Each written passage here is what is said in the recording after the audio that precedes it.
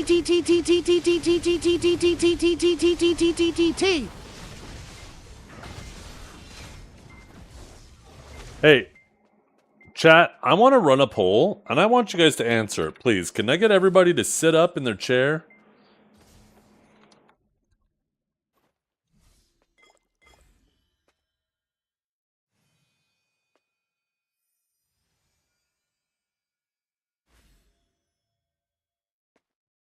I'm just going to run a quick little 2-minute poll at the top of the stream.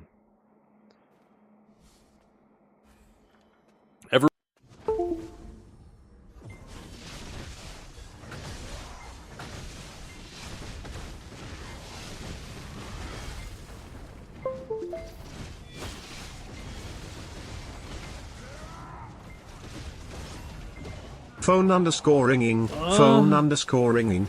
Zethian, him over here stroking my D. I got lotion on my D. I'm a freak man for real. You're an in-betweener? Okay. I should have added an in-betweener option, but if you're an in-betweener, just don't answer. But if you're yes or no, if you liked it, yes. If you didn't like it, no.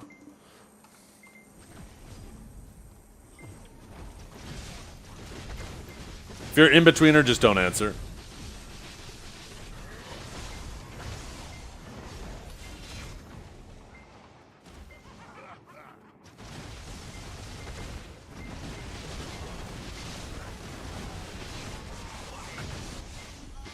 And my vote counts as 100. Okay, well.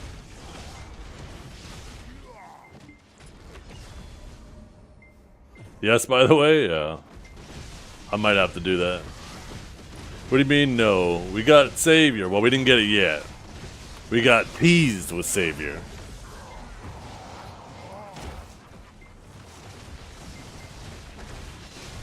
In 2 years? No, it won't be 2 years. It'll be 6 months. It'll be the next ball.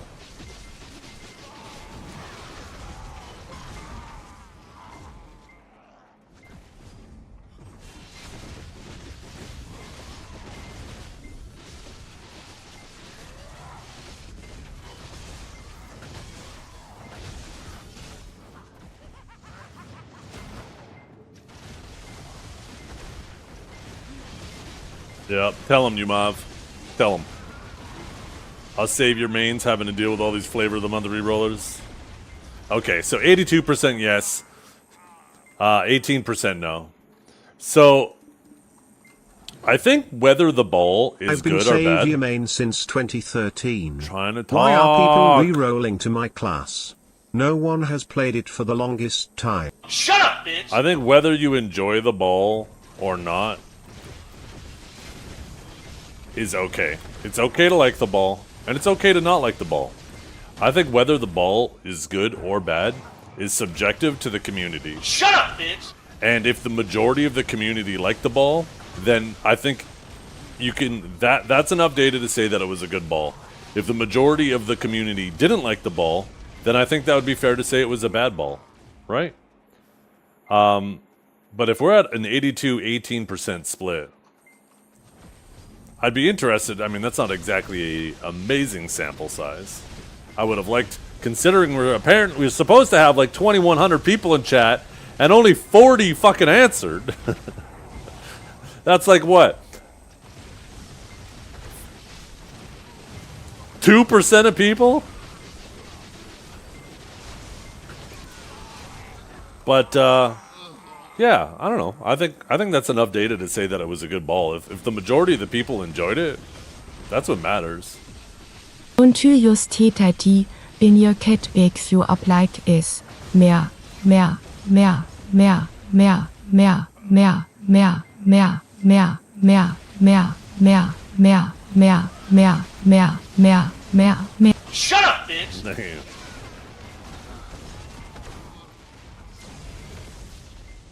Yeah, but I think it's okay to not like the ball.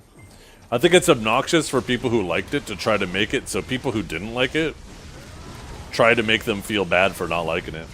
But I think that's also true in reverse. If you didn't like the ball, don't make it like your identity to try to make it so other people who did enjoy it try to make it so they didn't or they don't.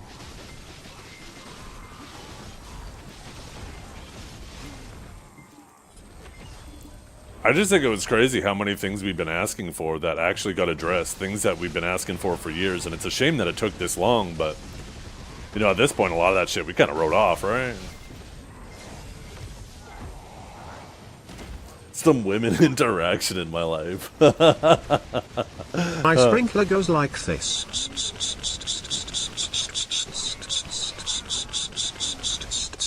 And comes back like it. Okay, but who decides whether it's objectively good or bad, and how do you objectively measure that? I think something like that, when you're announcing new content to a game, new changes to a game, long live Fat the objective J. measurement is how it's perceived by the community it's catering to. And if the community perceives it as overall good, then that makes it a good ball. How do you measure it in any other way than that?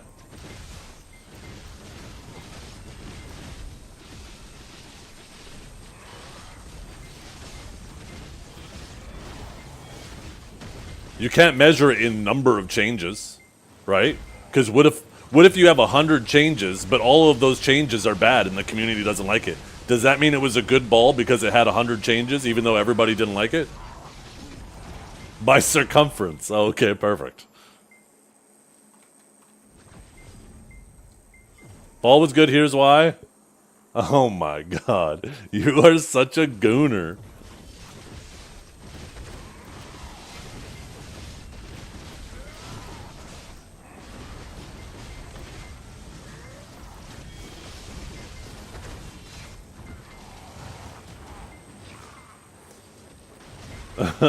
Pop, so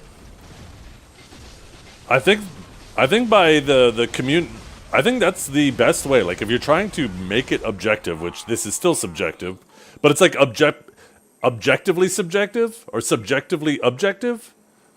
It sounds so stupid saying that, but like, it really is like, what is the perception of the community that this ball is catering to?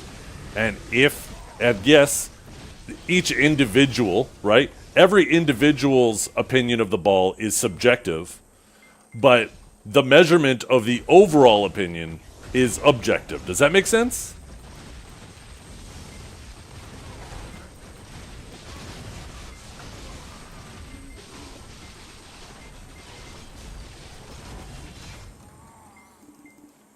Yeah, we're not talking about individual changes, though.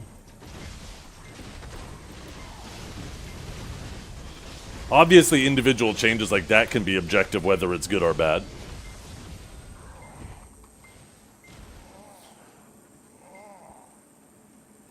Especially with something as nonsense as that.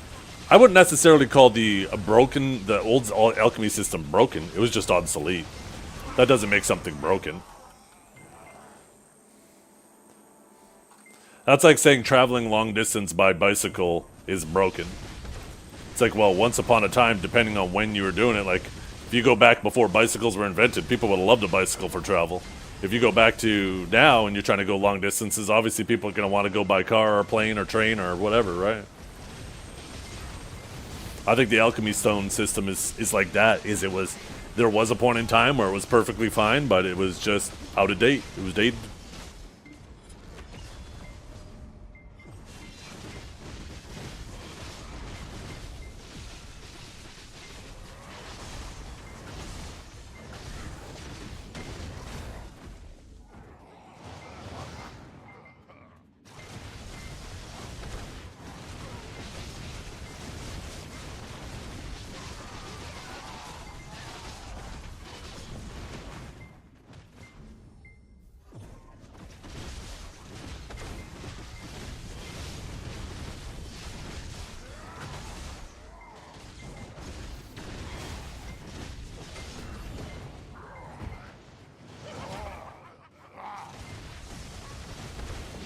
Enemy team, can you give me an example of a previous ball where maybe something that they announced at the ball was objectively bad?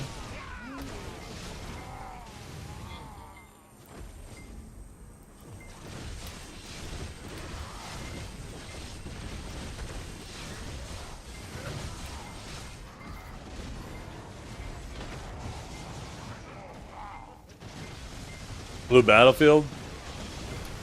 Once again, that's subjective. There's a lot of people out there who do C content exclusively with their guilds, and I'm sure they're excited to have more for their playstyle. So once again, that's subjective, but I do agree. I have no interest in that content too.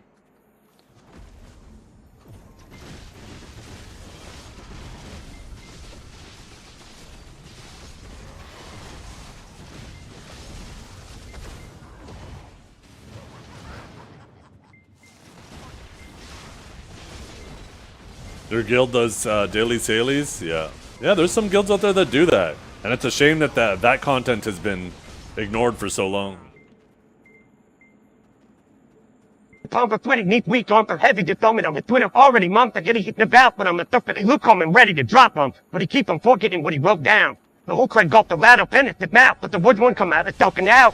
Everybody talking, now the clock went out. Time for all the plans, snapbacks to real and evil. They got rabbit, you got rabbit back. Shut up, bitch!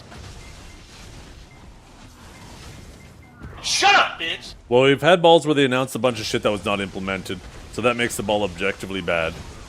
Not just because some things didn't get added to the game. I think maybe in the earlier years that might be a fair argument, where like less than half of the stuff that they talked about got added. But every year since then, I think they've been batting like a 75% or higher. And I don't think we should expect them to be perfect. I think expecting them to bat 1,000 is irrational.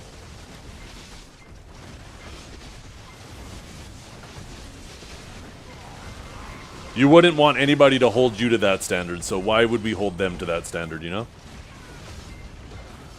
But that is a fair argument there, that when they fail to deliver on the majority of the content, then that becomes a problem. But they've definitely learned from their mistakes in that regard. And if that's the only metric of what we consider a good or bad ball, then every ball since then has been good.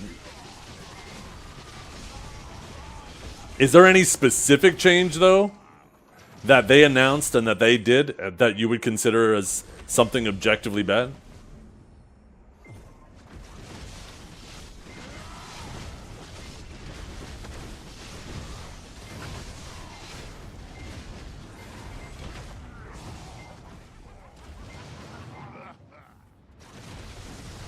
Then it wasn't originally objective, it became objective according to that metric? That's true, right? Because you don't know it's not released until it's either released or it's not released. That is kind of a funny territory to try to put it in. Because it makes it that if you measure balls...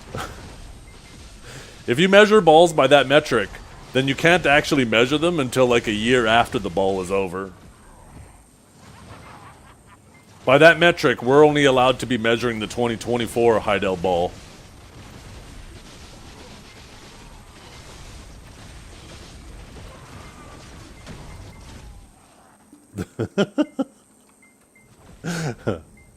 I wish they would call it something else other than balls. Hands Thor sweaty, knees weak, arms Thor heavy, the west vomit on his sweaty already, mom's spaghetti.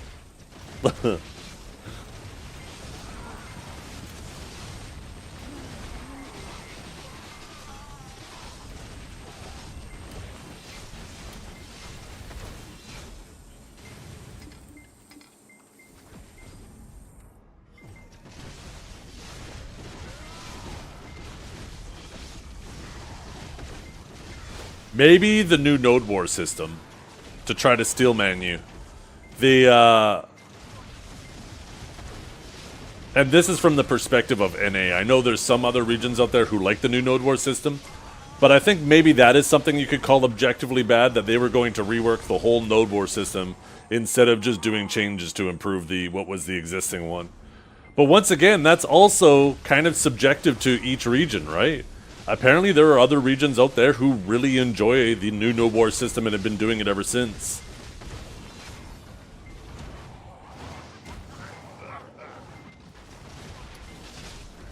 Yeah, I'm not trying to put you into a trap either. I'm actually just trying to figure out how do we decide what is objectively good and bad so we can actually figure out a way to properly measure this. The only thing I can think of that is reasonable is just going based off of public opinion, right? Is the community overall happy? The community that this ball serves overall happy or unhappy about the event? I can't think of any other way to measure it.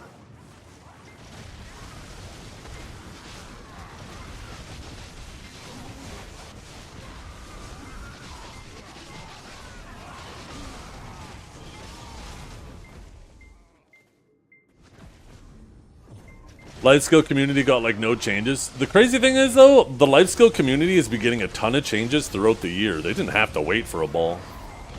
They've been doing so much over the last year, life skill related, and they need to do more. I've always said that life skilling is the heart and soul of every MMO. And if you neglect the life skilling, it becomes a problem. It really shows. They definitely could have done more to announce for life skilling though. What I really wanted them to do is announce that they were going to add, like, allow you to put your Prion accessories in this window and your Manos armors. They're adding bonuses to Manos clothes, yeah. And you're going to be getting Jin, Wan, Bon, and Jin life skill crystals, and you're going to be getting upgraded XP and Manos crystals. Yeah, but that's not really content, right? That's more mastery for... The funny thing is the hardcore life skillers don't even need that mastery. And the casual life skillers, that just makes it let's go. more accessible for them to compete with the people who are committed to it. This ball looks objectively bad. Let's take a look. 2020. Splaga blaga blaga blaga blaga blaga blaga blaga blom blom blom blom beam beam beam beam spiggity bum spiggity bom bom yes yes yes yes. We never got the bounty system. Never got a rework of Zodiac signs.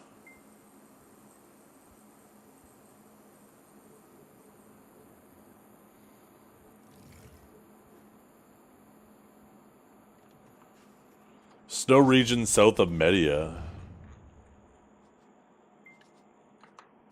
Mountain of Eternal Winter?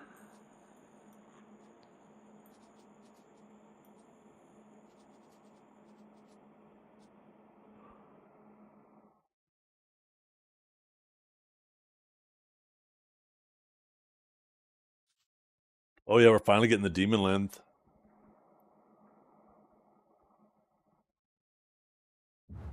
I almost want to go back and actually watch that ball.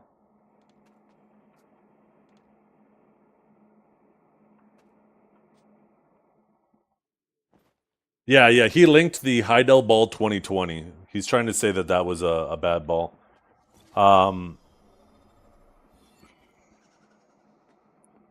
I do agree, just looking at face value, that it does feel like there was less announced in that ball than what we just got, for sure. Aegis toggle, quality life, but good change. Removal of weapon reroll coupons. That was actually really good. That was kind of like the precursor into the tag system. So, Hashashin, obviously a hugely successful addition. Odolito was a nice spot. People still grind there today. I would say that was definitely a successful region release. The bounty system, a shame we never got that. I think that's kind of sad. I think a good bounty system could create some very interesting player engagement with each other. Nothing from the Zodiac signs.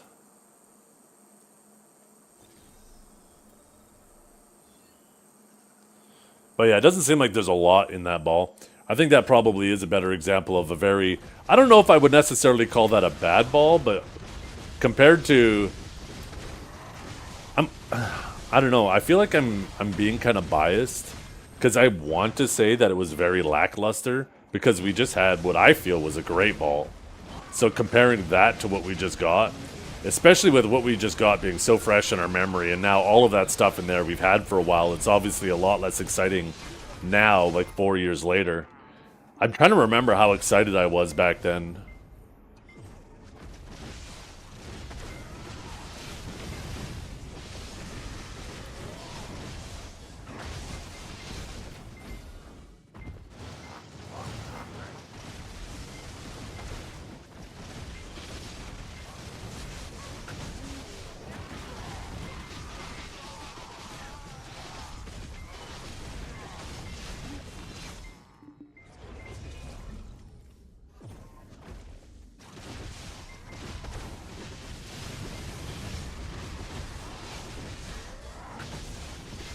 I think that would happen no matter what, Nebra. Whether we have 10 classes or whether we have 100 classes, there's always going to be people who feel like they're at the bottom and being neglected. Or there's going to be people at the top who are super happy. Whether we have 10 or 100 classes, it's going to feel that way. People said that back when there was 10 classes in the game, like legit. Back in 2016. The perception of that has never changed. And you're never going to have the game balanced. Never, ever, ever, ever, ever.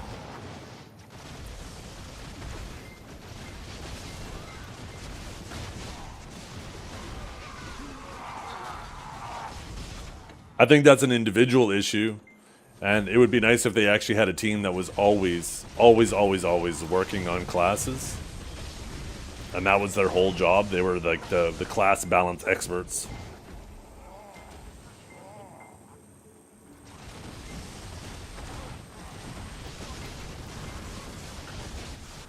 I don't know about saying Awaken May. Well, yeah, Awaken Maywa.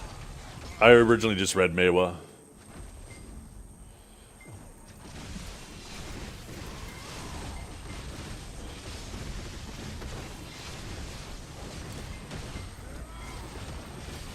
The thing is, though, is AOS is a very unique arena. You're always going to have specific specs of classes just dominating one over the other. Because that's the whole reason why they have two specs, right? If they wanted individual classes, individual specs to be treated as individual classes, then they would have just made individual classes and reaped the benefits of people having to buy more weight and costumes and all that crap. But they created successions to try to complement the awakenings. So in areas where one spec was weaker, then the other spec would hopefully be stronger in that area. So as long as you were willing to participate with both sides of that coin being your class, both specs, right? Then you would be at least have one spec that was viable in all areas. And remember, it's important to use the word viable. Not dominating, not strong, viable. And there's definitely a lot of classes, a handful of classes that miss that mark, but there's much more that hit that mark very well.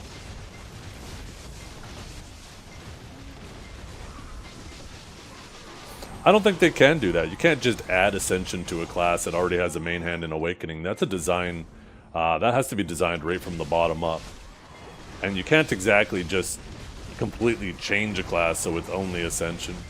Like, you're going to really upset a lot of people who have grown to love the class that they're currently playing, and then all of a sudden it gets completely changed. I don't think anybody likes it when that happens, and we do have some examples of that happening, and I think it ends up pretty badly every time.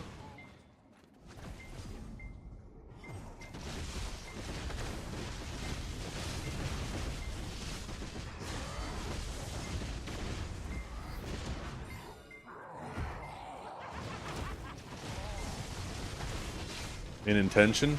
How about this, enemy team? How about listening? Because I feel like with a lot of the things that they announced at this ball were like things that the community has been asking for and talking about for a long time. So I feel like after this ball, you really can't make the claim that PA's not listening to us. Where it does feel like previous balls, it feels like the whole time we're just being ignored and they're just doing their own thing.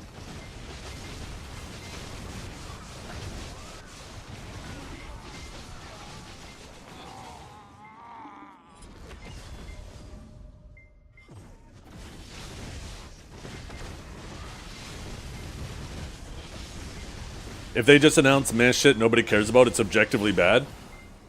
That's the thing though, right? If nobody cares about it, you never have that. You never have a situation where nobody cares about it. So at that point, whether people care about it or not is subjective. And that goes back to my original claim. That if each and every individual thing is subjective, whether then everybody likes it or not, then that generally makes the whole ball subjective. And then at that point, the only way to make it an objectively good or bad ball is just by a public perception. If generally everybody enjoys the ball, then it was a good ball. If everybody didn't enjoy the ball, or the majority, not everybody, the majority of the people like or dislike the ball, that determines whether it was a good or bad ball.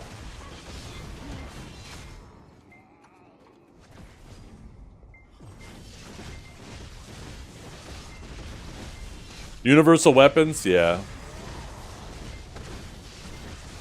I personally want the tag system removed, but it's not a hill I'm going to die on because I know that would be bad for most people. I liked the days where there was more class identity, but I understand that those days are gone and I'm not going to battle to try to change the game just to cater to me. I do think that at this point the tag system is so cheap and so inconsequential that they might as well just do universal weapons.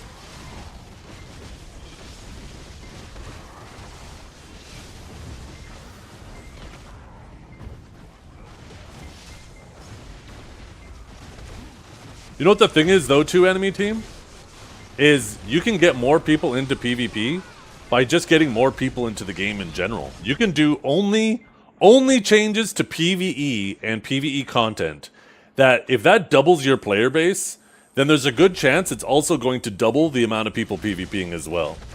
Because if in general 5% of the player base is interested in PvP, then it's safe to assume that 5% of the new players are also going to become interested in PvP.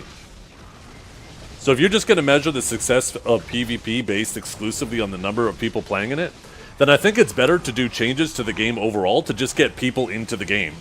Because then not only is your PvP more populated, but the rest of the game is way more populated too. Where when you do PvP only changes, that's not going to bring a whole lot of new people to the game. It might get more of the existing player base PvPing, but it makes those other areas of the game quieter too, right? At the same time.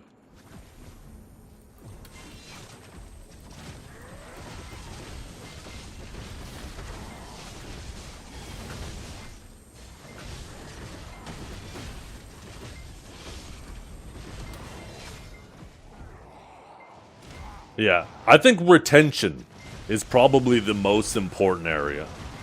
Because it's very clear that PA will release some really cool things that get a lot of people into the game.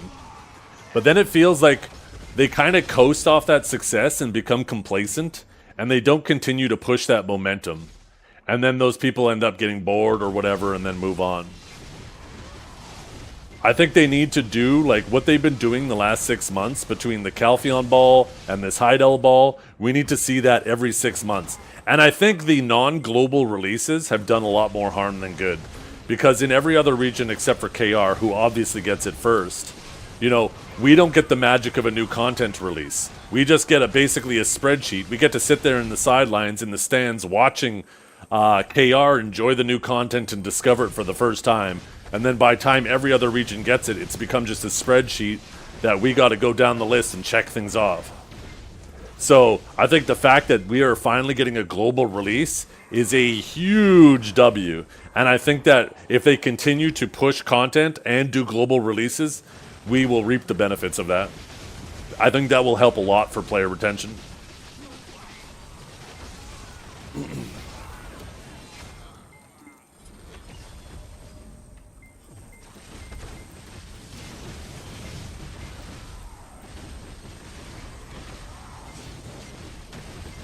If I play now, better to start new class?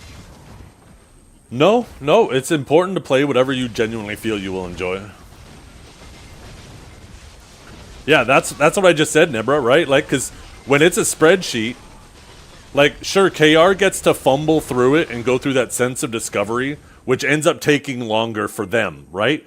Their new content ends up feeling like a month worth of brand new content because they're figuring things out as they go. But if we have to wait a month until we get it, by the time we get it, we already know everything. We know exactly how to do everything the most efficiently, so it only ends up taking us like 2 weeks to speed run through the content.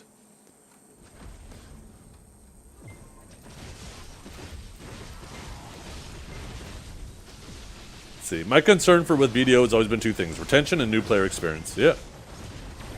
That's true. That is all live services and MMOs. I think that's where BDO needs to probably do the most work.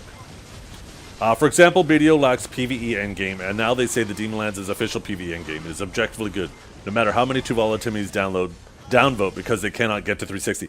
You know what I hate? I hate this argument that, I'm not going to mention any names, where they say, well, they only announced new PvE content for 1% of the players.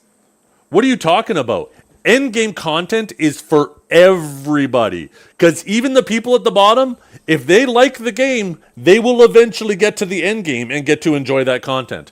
I would argue making content for the lower end is actually targeting a smaller audience and for a shorter period of time, because they will just blow through it and then everybody at the top never gets to touch it because it's already obsolete to them. There's no reason to go back, right? I don't like this argument that, oh, well, they added in-game content which is only going to be usable by 1% of the player base. It's like, yeah, right off rip, maybe 1%, but everybody's going to eventually go through it.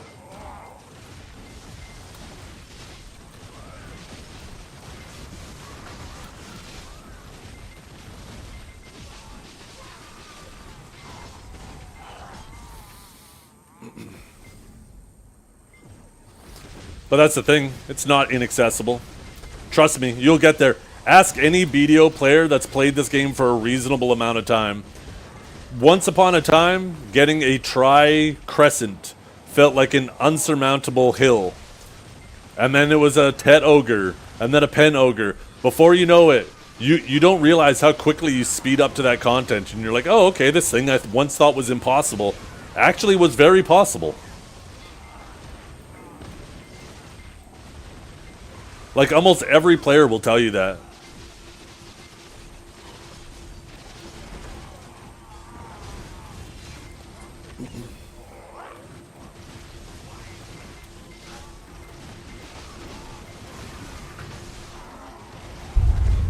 Jesus Christ, that's Jason Bourne.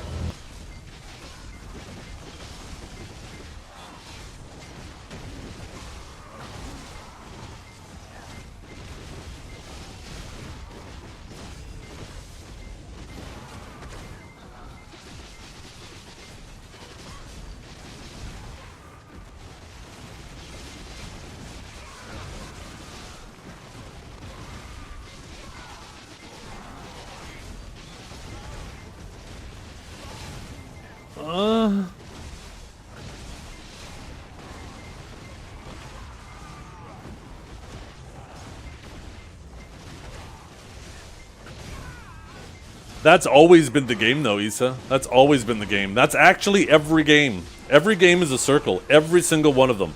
Even World of Warcraft. You get into a dungeon party, you kill the first boss, the second boss, the main boss, then you leave the dungeon after you collected your loot, and then you do it again. Same thing with raids. Same thing with Call of Duty. You start a match, you queue in, you buy your weapons, you race to plant the bomb or defuse the bomb. One side wins, one side loses, you do it over again. Every game. That's why everything is referred to as a gameplay loop. Everything is circular. Does it take 200 hours to get new content, though? I mean, that's the nature of an MMO, though, right? What differentiates an MMO from any other type of game, any other style of game? It's progression. And obviously, you need to work through that progression to access the later content.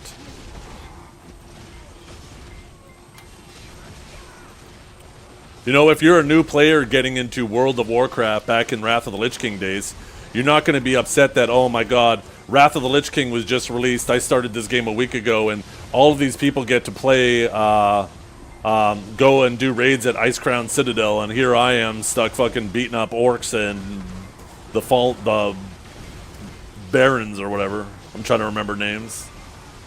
Right? Progression is the nature of every MMO.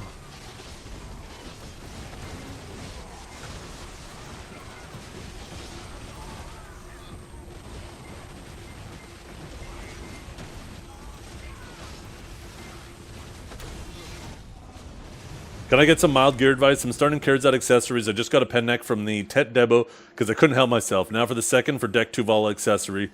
Is it Okay, if I do ring. Reason would be I have an untradeable pen crescent from the past that I can nuke into 100 Essences of Dawns.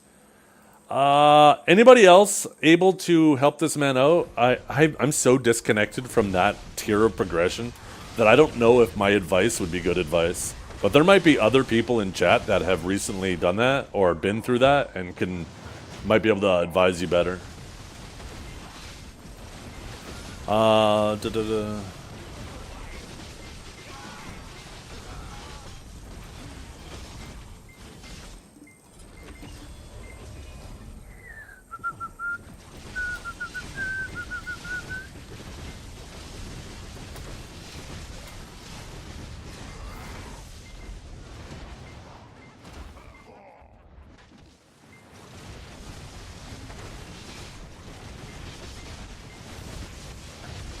Yeah, once upon a time, History and Alchemy came out and nobody could grind it. There was like one Korean warrior who was soloing History, but it was taking him forever to kill a mob. But I wouldn't have said back then that that content was a bad release. It just gives something for people to grow and aspire to grow into. Right? And before we knew it, everybody was grinding there.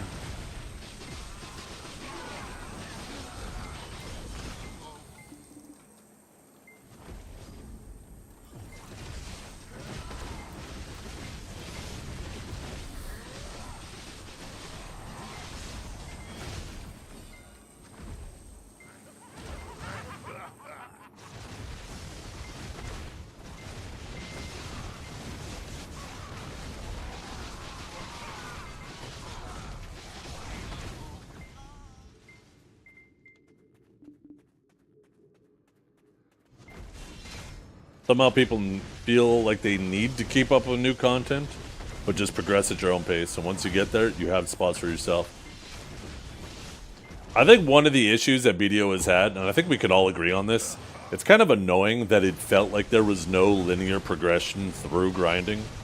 It felt like you left seasons, you go to Honglim Basin, like I'm talking recently, you go to Honglim Basin, and then you spend forever there until you can finally go to like Darkseekers, and then you spend forever there, and then you occasionally go to Pig Cave. I think that is definitely a bad design. You do want it so players do feel like, okay, I got this upgrade, now I can go to a new spot, and then like so on and so forth multiple times, right?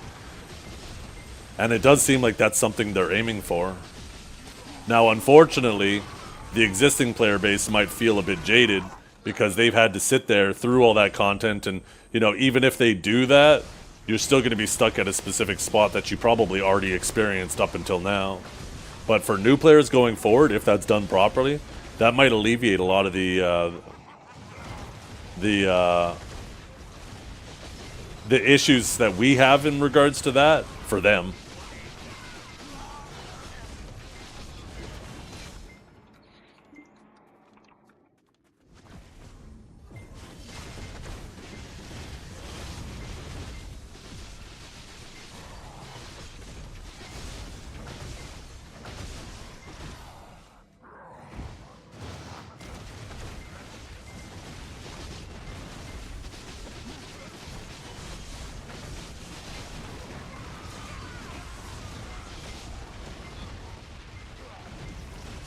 Yeah, I don't know if that made Crypt bad, though. That just made class design bad at the time.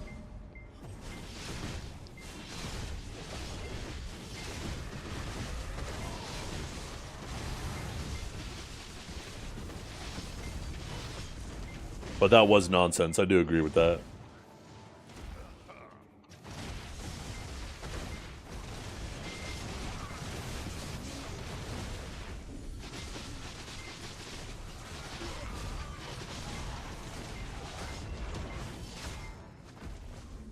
In my opinion, no matter what happens, a lot of PvE crowd will see open PvP and not join, even if you tell them it's been years since you have seen someone ganked.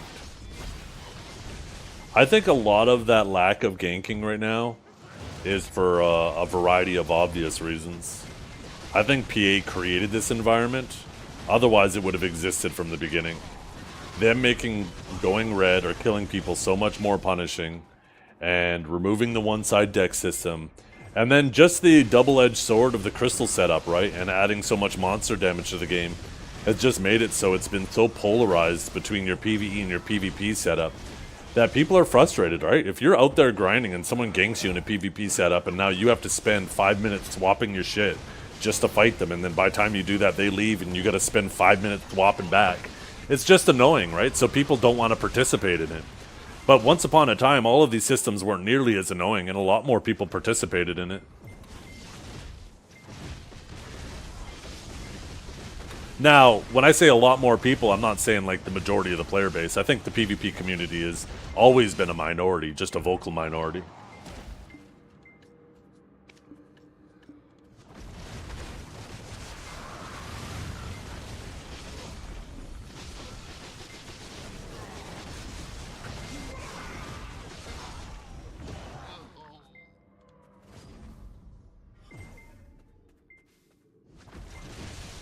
Yeah, so it's going to auto-swap you when you go to like RBF, Node Wars, Siege, AOS. It'll automatically swap you depending on where you're at. But I might be getting ahead of myself. I think with them, I think they're attempting to make it so you can grind in a PvP setup.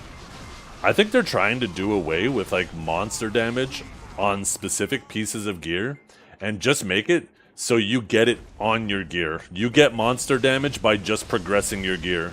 So you'll actually be able to PvP in the set you're PvEing with.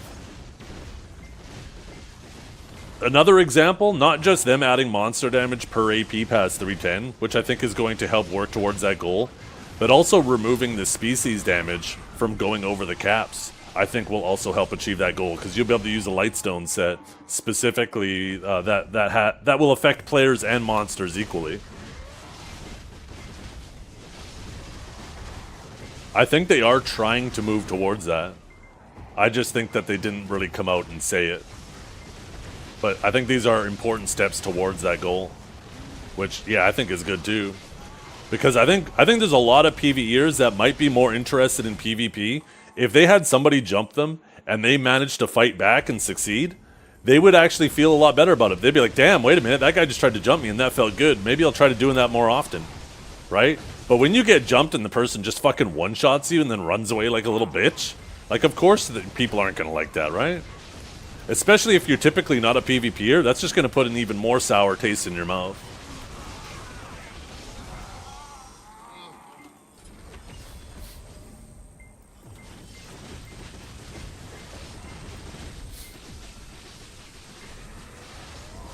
The 5 Edens will show everyone why they removed one-sided decks.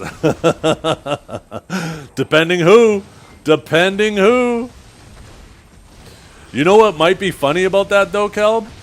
What if people end up teaming up on people, right? Like, what if, like, let's say Divios becomes the Eden of one of the regions, and then all of a sudden, like, he's just fucking tyrannical, killing everybody and anybody, and then all of a sudden, the next time, like, someone manages to kick him out, and then the next time there's that 20v20 free-for-all, everybody's just like, no, we can't let Divios get it, so just, like, truce, the enemy of your enemy is my friend, and we're gonna go and kill Divios first, and then we'll fight to see who becomes Eden.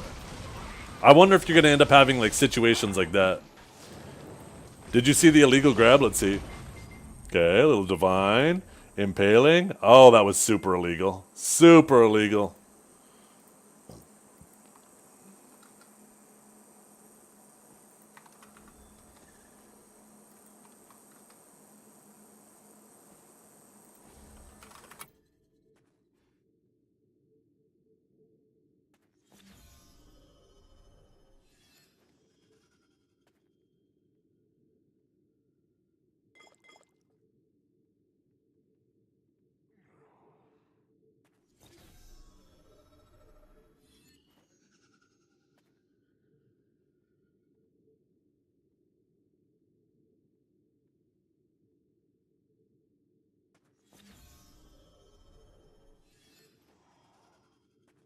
Pick his POV? Oh, you got both? Let's see.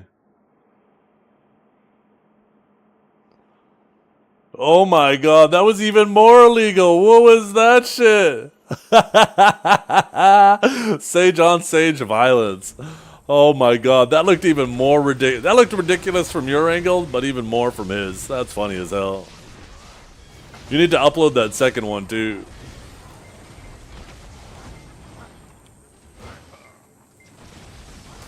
Did they showcase the range grab changes during the ball? No, they did not. So I think I am not worried about the range grab changes. I think they're important. I think like Awakened Sage's grab is ridiculous. It's fucking obnoxious. And I think we have examples of good ranged grabs, like Awakened Guardian. And I know people are going to be like, well, that's a melee weapon, but think of the way it does it. The Guardian takes like a big lunge forward and sticks her staff out. I promise you, Awakened Guardian's grab is a further range than Awakened Sage's grab when you press the button. Now, the thing that makes Awakened Guardian's grab less egregious is it's a more noticeable animation. But it's definitely not a weak grab. Anybody who's been grabbed by an Awakened Guardian knows that's not a weak grab. So I think we'll see more of these bullshit ranged grabs be more like Awakened Guardian's grab. And I think that's a good change.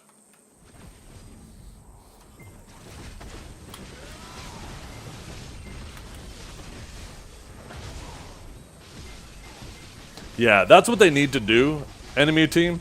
Add that PvP designations to guilds. So this way, if you want to do uncapped content, you have to be labeled as a PvP guild. And if you don't want to do uncapped content or be one-sided deck, then you don't have to be a PvP guild. But you can still do capped content. I think that'll also help get the Giga guilds away from like the guilds who are trying to learn. It obviously won't be perfect. You'll still have some guilds that'll just stay in capped, but...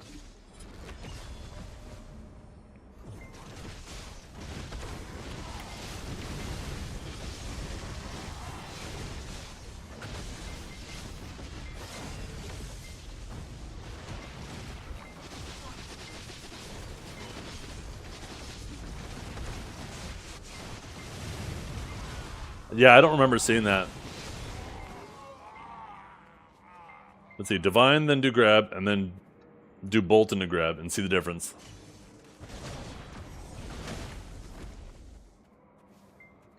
Okay. Let's do Bolt's grab. Okay.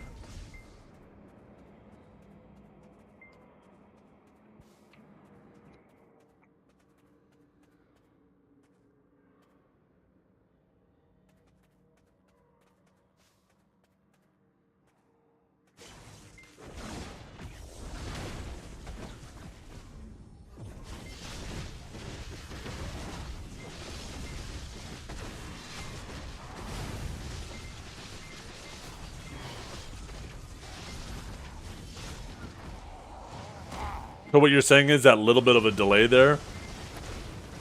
I think that's reasonable.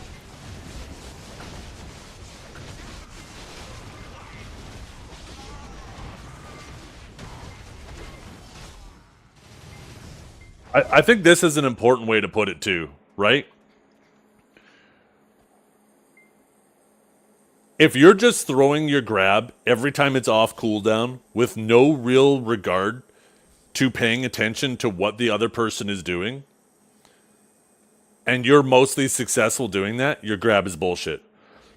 I think grabs that have a bit of a wind-up, where you have to know what your opponent is doing, and if they're animation locked, and if there's going to be a CC, I think that's good, right? Those are good grabs. Right now, Awakening Sage is one of those bullshit grabs where you don't really have to know who you're fighting. It obviously always helps if you do, but you don't really have to know who you're fighting. You just throw that shit off cooldown.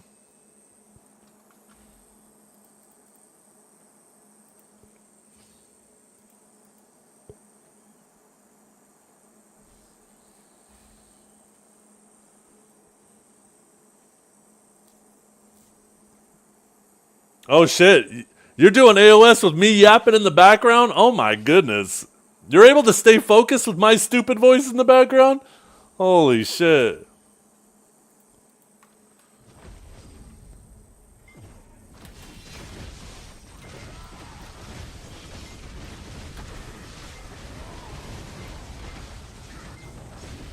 Yeah, it's a nice middle ground. I agree, enemy team. There should be a way for guilds to, like, if you're just focused on life skilling and, you know, you don't want to be bullied, I think that's perfectly fine.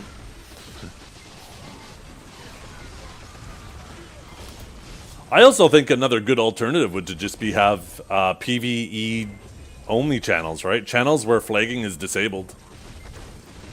Make like every 6 channel. Where, like, if somebody really wants to avoid PvP at all costs, they have no interest, they could just go to that channel, those channels. And then bring back one-sided deck. I think there should be a reward tier system, though. Like, I think in the PvE only channels, there should be no reward. In channels where you can flag, and there's the one-sided deck system, then there will be like a plus 50% drop bonus. And then in channels like Arsha, it should be a plus 100%.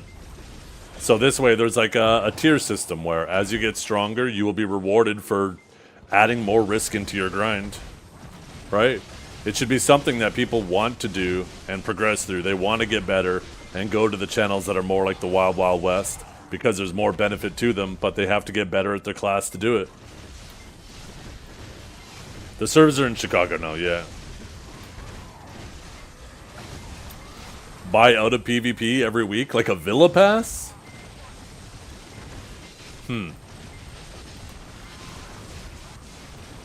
That's interesting. I've never actually heard that suggested. I think the only problem I could think of with that is you gotta make it an amount that people don't really want to pay, but also not so much that it feels ridiculous to pay. And I think that number will always be changing. You would have to increase it like every few months as inflation happens, or at least with every content update. That's true. That would kind of make it more punishing by default for the people who don't want a PvP. Actually, you know what? I agree. That probably wouldn't be a good change, because I would rather go to the side of rewarding people who are willing to put more risk into their gameplay instead of punishing the people who aren't.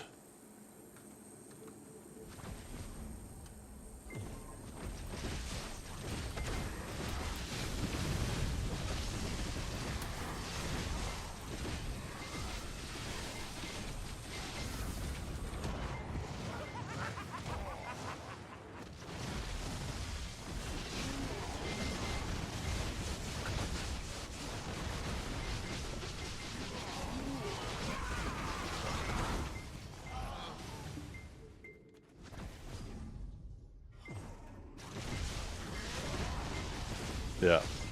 Yeah. And I think that's what they're doing, Nebra, because I think that is a very important piece of the puzzle. If you were to just do something like that today, it wouldn't matter, because the polarization between a PvE and a PvP set just feels so cumbersome and annoying. But it does feel like they are moving in that direction. And they are also trying to make it so higher geared players stay in higher geared spots, so you don't have like a 700 gear score loser sitting at underwater for 2 years. I'm not going to mention any names.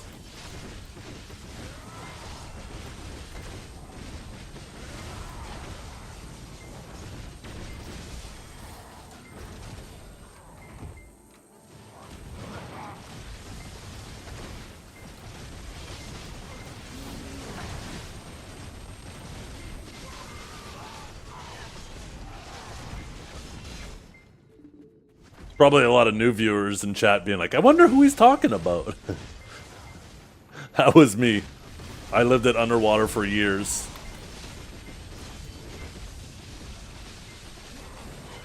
You want to know how long I lived at underwater? This long. 352 Secret Songs. And one of these days they will have value. And I will be rich. They should have added. They should make it actually so you can use secret songs to enhance your Idana armor. What do you guys think?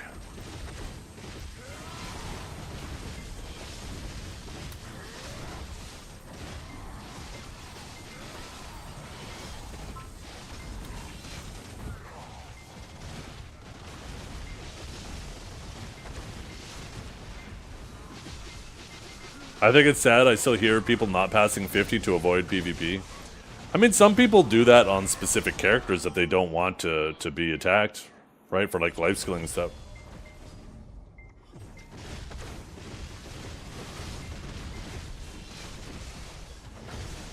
Void grab, void grab.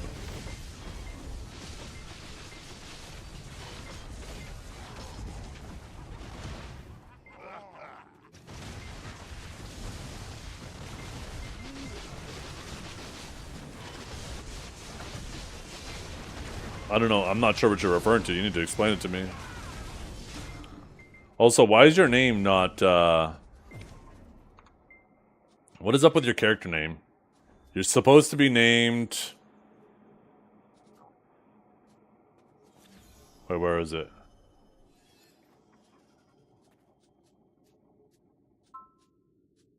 It wasn't this one, was it? Zethiuin?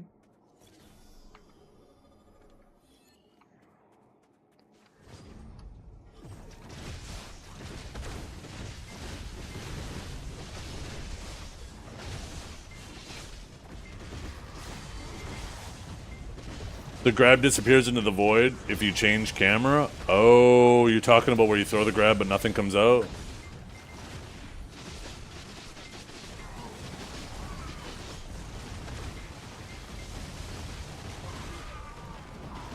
Are you able to recreate that? Repeat that?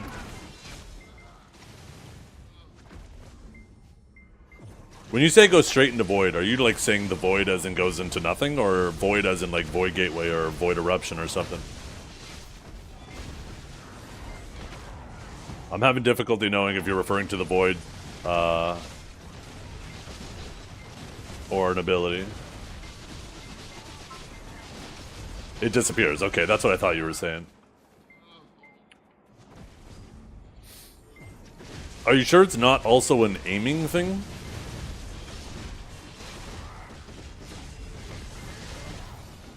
Make a video of it, Kedge. Are you able to make that video and demonstrate it on like the NPCs in the battle arena? Make a video of it, because I'll actually submit that. That's one of the things us partners are actually good at doing, is whenever there's like very blatant bugs, and one of the biggest things is being able to properly demonstrate them, and especially showing how to reproduce them. That's one of the things that the GMs love when we're able to send to them and show them. Because fixing bugs is obviously not a subjective thing, right? Obviously buffing and nerfing classes is subjective to whether or not they feel like it needs a buff or whatever. But bugs are just bugs. All bugs should be fixed.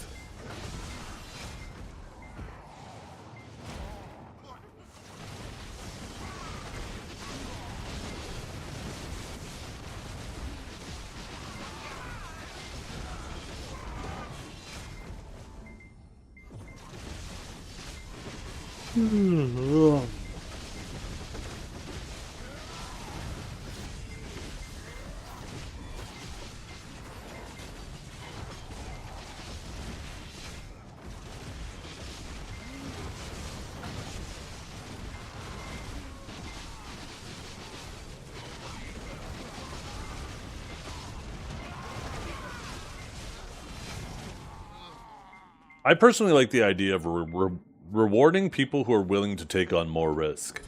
And adding like a tier system where there's like no risk of PvP, and then there is risk of PvP, and then there's a high risk of PvP, and then adding like a increasing drop buff depending on how much risk you're willing to take on. I think that makes the system feel more rewarding.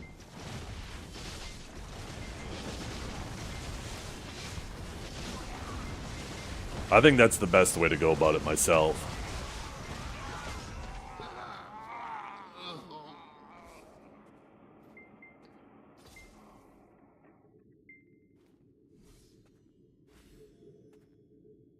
Oh, man.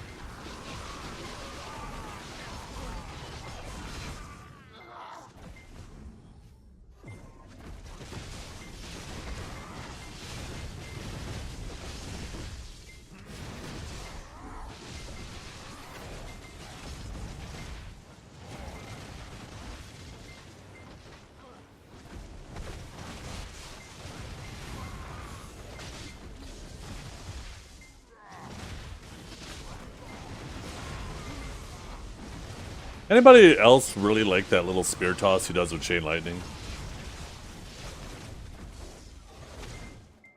Like how he's holding it overhand and then he tosses it in the air and then quickly switches to underhand. I love that shit. Let me show you guys what I'm referring to. Watch. See, he switches to overhand and then he pulls it back and then does a quick little swap. It kind of moves a little unnaturally, but I like that. I like little details like that. I think they could do a little work to make that animation look a little more natural, but I really like it. Rip the old blue screen of death. I know, right? It's the black screen of death now. What the hell? I saw that.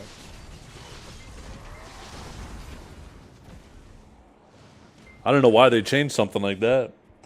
Everybody's been calling it the blue screen of death forever now. Now we gotta fucking rename it? That's just annoying. Fuck you. You sent 2 clips. The first one of the NPC. Second one on combat. Okay, let's see.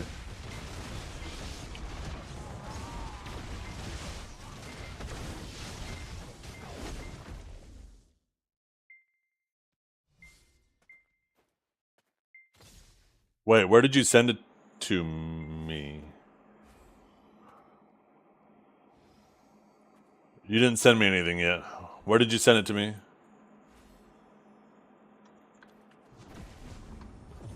Oh, in Twitch chat. Oh, I'm looking at Discord. Okay, let's see.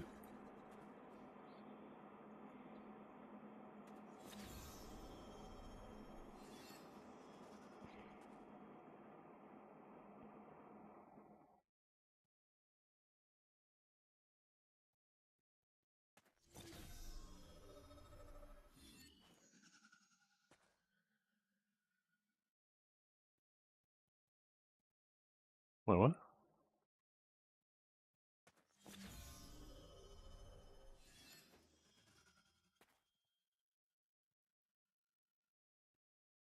Interesting.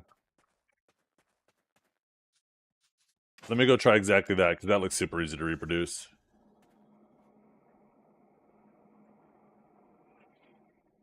There are abilities like that that when you use them, don't turn your camera. One thing I would be interested in seeing, and I'm going to try this Electrify, is even though it's visually turning your character, it might not actually be turning your character. Because there's abilities like Void Eruption, for example, let me relearn it, that don't turn your camera. It'll just throw it the way you're looking. Strong ability. Right? So like, even though my character stays that way, if I press it, it still shoots it in the same way I'm facing. So I wonder if it's doing that with the grab. Let's see how slow I am.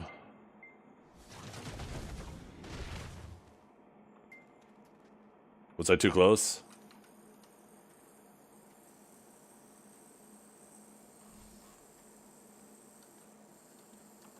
Yeah.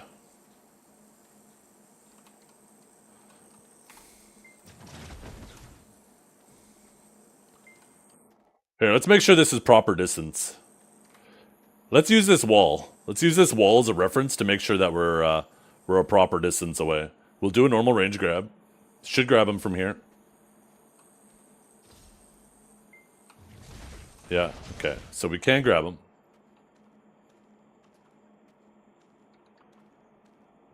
This wall is kind of making it kind of tricky. There we go. 1 second. Let's make sure nothing funky happens now that I raised my camera. Let's do one more grab from here. Okay.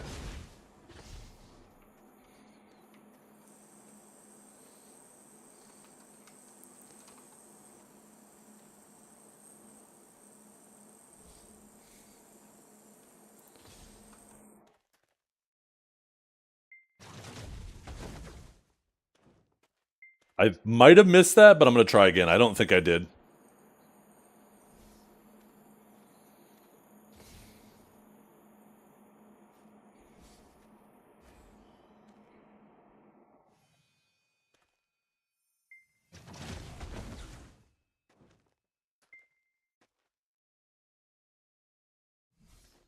Yeah, it might be a timing thing. There might be like a very small delay where if you throw it too quickly, then it breaks.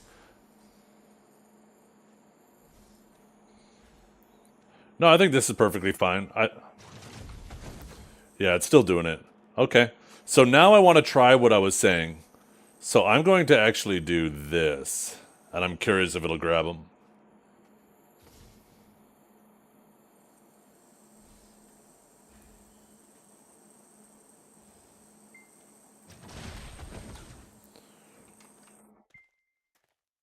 I want to see if it'd still grab him from behind me. Because then it might be just throwing it the way my character was originally facing.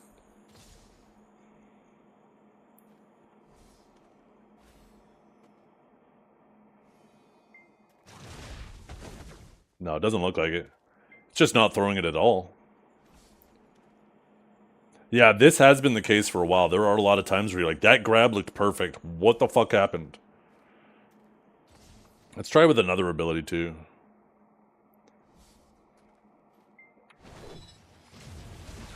No. There's a little bit of a delay after Enlightened. Maybe because Shock Relay's too fast? Let's try with a Lightning Surge.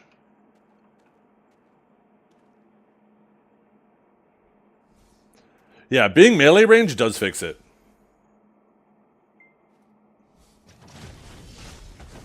Yeah, Lightning Surge, exact same thing.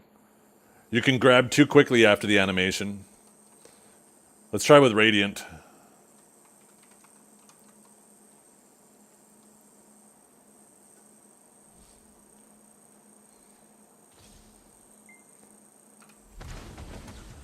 Yeah, same thing with Radiant Annihilation. You can grab too fast after the ability.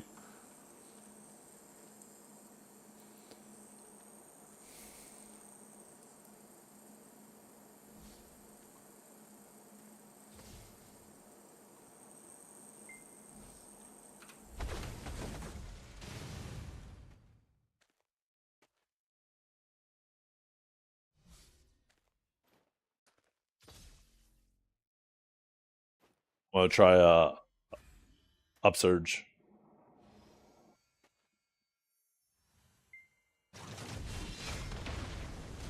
No, that one has enough of a delay. It seems like if there's a little bit of a delay until the grab comes out, then it's fine. But if the grab comes out immediately, it fucks it.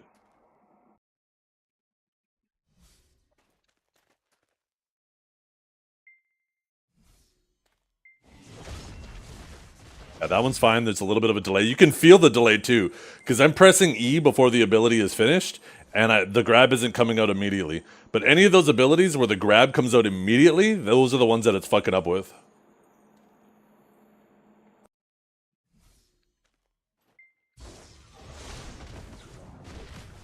Oh, I actually knocked him back into me. I was too close. Impaling is such bullshit. I fucking knocked him into me. Oh my goodness. Impaling flash. Here, let's back the camera up. Watch that shit.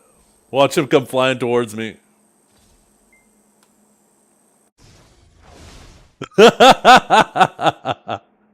Oh, Impaling flash is so dumb.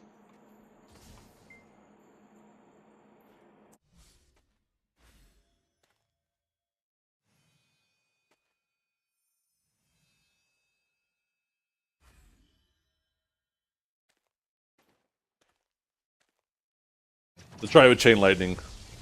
Nope, there's that. You can feel the delay. For all of the abilities it's working with, you can feel the delay before you press E.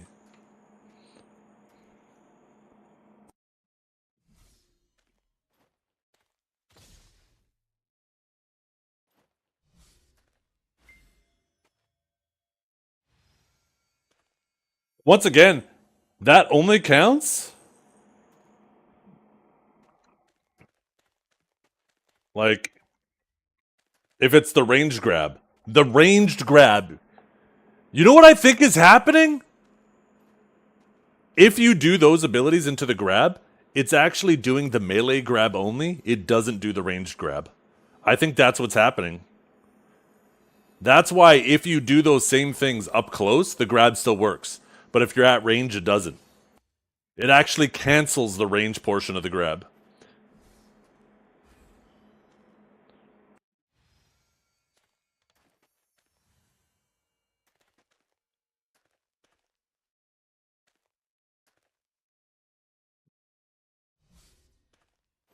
Oh, that's true. That's true. That's true. No, that's a good point. Yeah, you're right. Because then it would cancel both regardless of whether you flick the camera or not, right? Because, yeah, if you don't flick the camera, then it works fine. No, you're absolutely right. So it isn't canceling the range portion.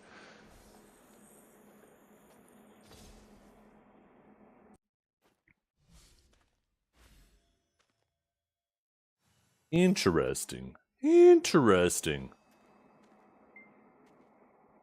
Yeah, that needs to be fixed. That's silly. So you said it also did it with impaling? I'm trying to figure out how to repeat it with impaling.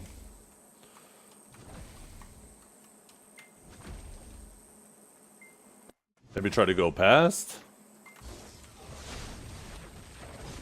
No, it worked fine with impaling. You said it didn't... It worked with impaling or it didn't?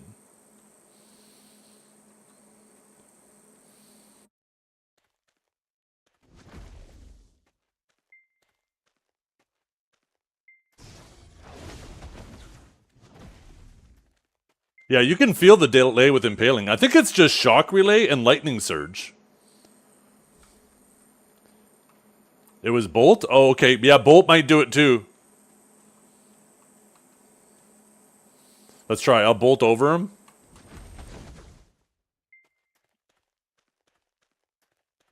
I'll bolt towards the wall too, because we know that that range is good enough.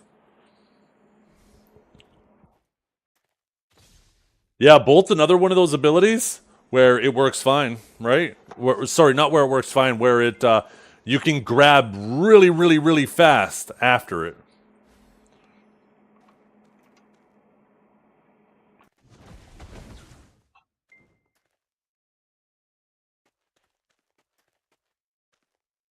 And you know what? Bolt is probably the worst of the three for it to fuck up.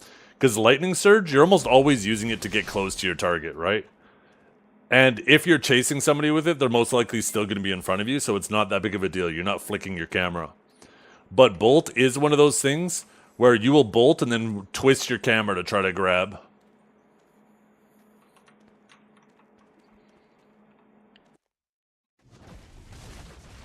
Okay, I think I was just slow there.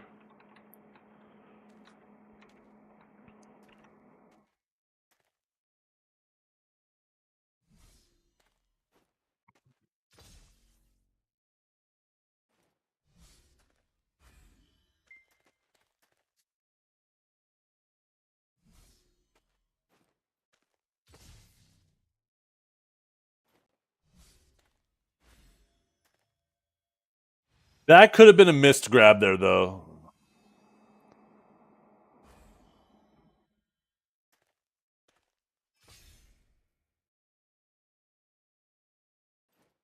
It's in slow motion.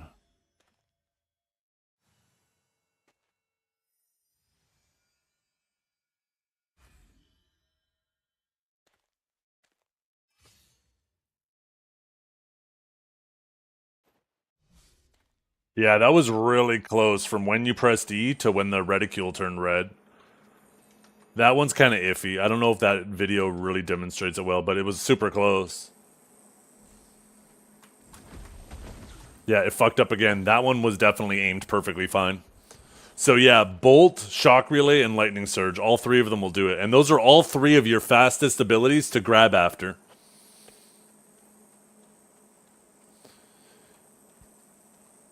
Those are the abilities where you go like this, and it's like fucking super fast, right? That is very interesting. That actually explains why so many of my grabs where I'm like, that looked perfect. What the fuck?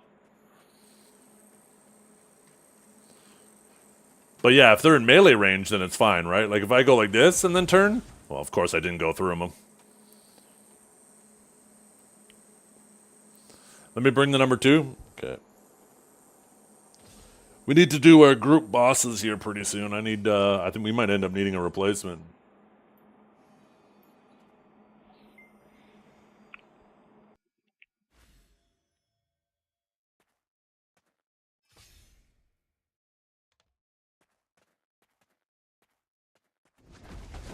Oh, it's too far over him now.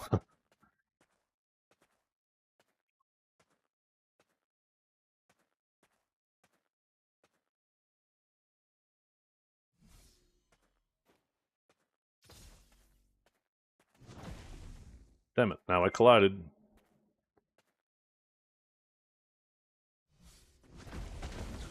Yeah.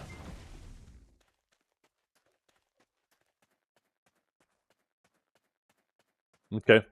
I'm going to highlight this section of my stream, and I'm going to submit it to the devs. Or, well, to the GMs and CMs. Sorry, obviously I can't submit it directly to the devs. But that's very clearly... That's a very easy to repeat bug. And when something's easy to repeat, then it's easier to diagnose it and find a solution. And you know what the solution to that probably will be? Making it so Awakening Sage can't grab as quickly off of Bolt, Lightning Surge, and Shock Relay.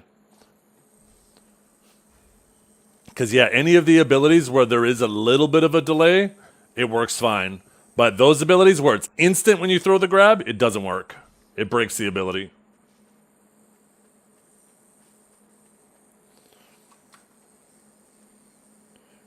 After a failed grab, you can, yes. You actually will try to bolt. That's the thing about Awakened Sage, and this is something that is a little bit more bullshit.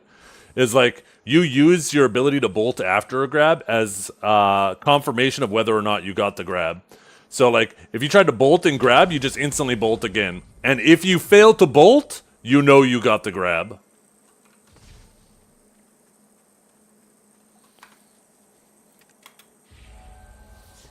Good job, Kaj. Good job. You did some good work today.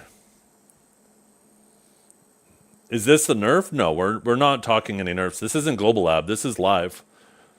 This is a bug that's in the game right now.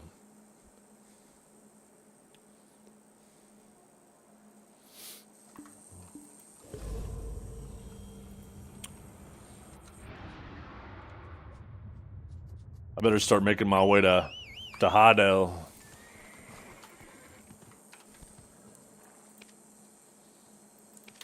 Yeah, no. It's not Global Labs.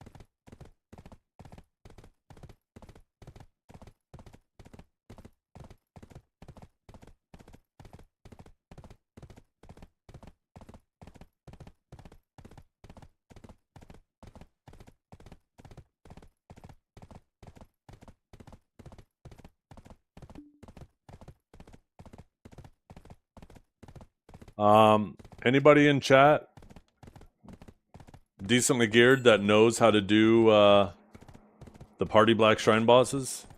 Looks like we need a replacement. We do Jigwe, Bulgasel, Uri, Dark Bongwing, and Byung. So if you know how to do all those, and you're decently geared.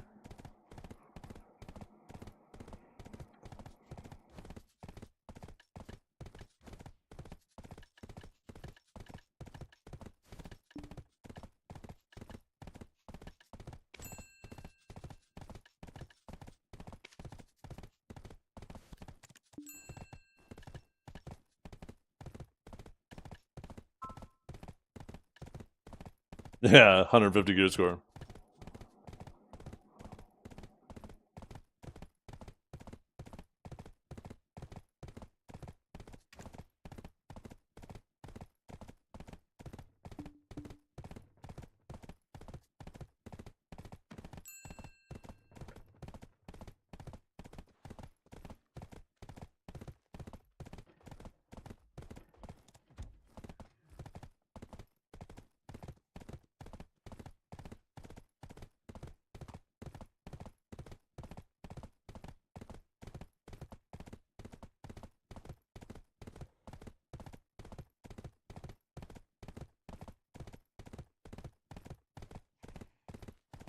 Oh, thank you for the follows.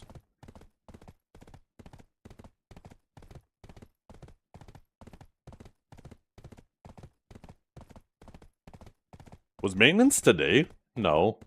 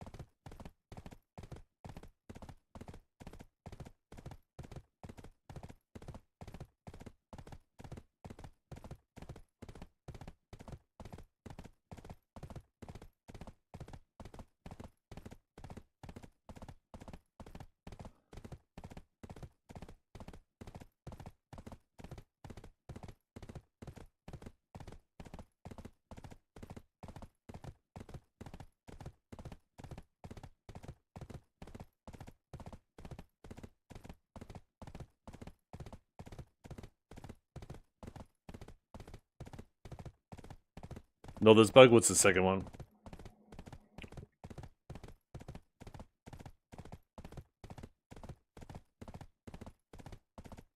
Yeah.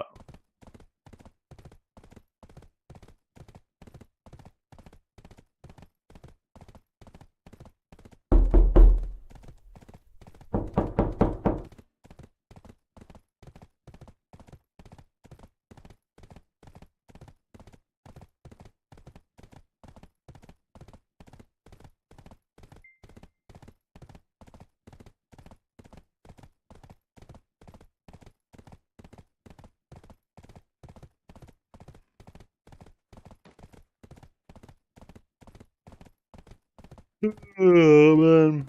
Wait, where's my character going? Should be going to Heidel.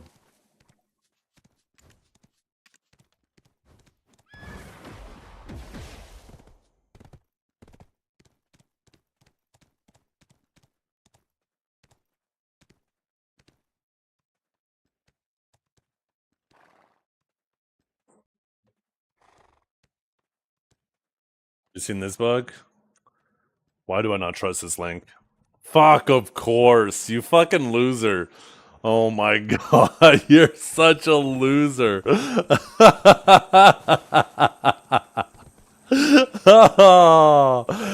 Oh, fucking perfect execution though. Goddamn, I gotta respect it. Perfect execution.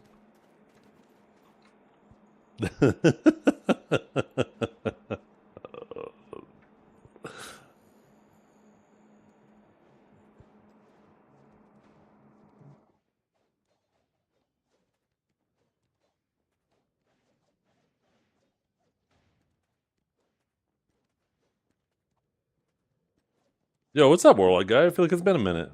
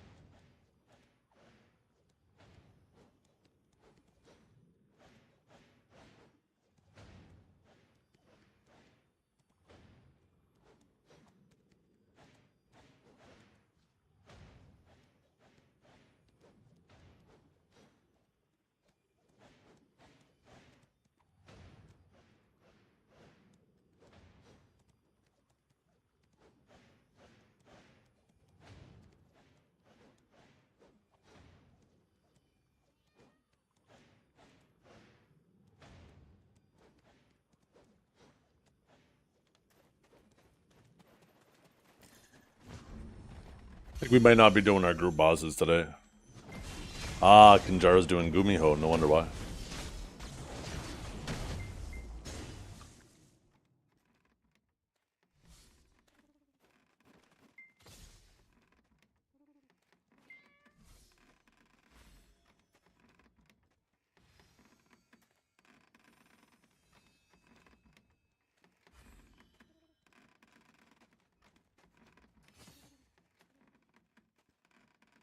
Okay, let's find someone to raid. We are not going to be doing our bosses today. One of our group members is having some technical issues, so we're going to delay till tomorrow. Let's see. I could send you guys to the Dragon. I could send you guys to Vert. What's Divios doing? He's probably practicing some Wukong. Yep. I'm going to send you guys to Divios. Thanks for hanging out, everybody. Hope you all have a wonderful day. We will be back tomorrow. Thank you so much for all the love and support you guys gave today. Always a pleasure to be hanging out with all these new friends. So, thanks for hanging out. I'm going to send you guys over to Divios. He is going crazy with Wukong. He is largely considered one of the best BDO players in the world. And if any man's going to show the full potential of this class, it is him. Thanks for hanging out. Hope you all have a wonderful day, and we will see you tomorrow.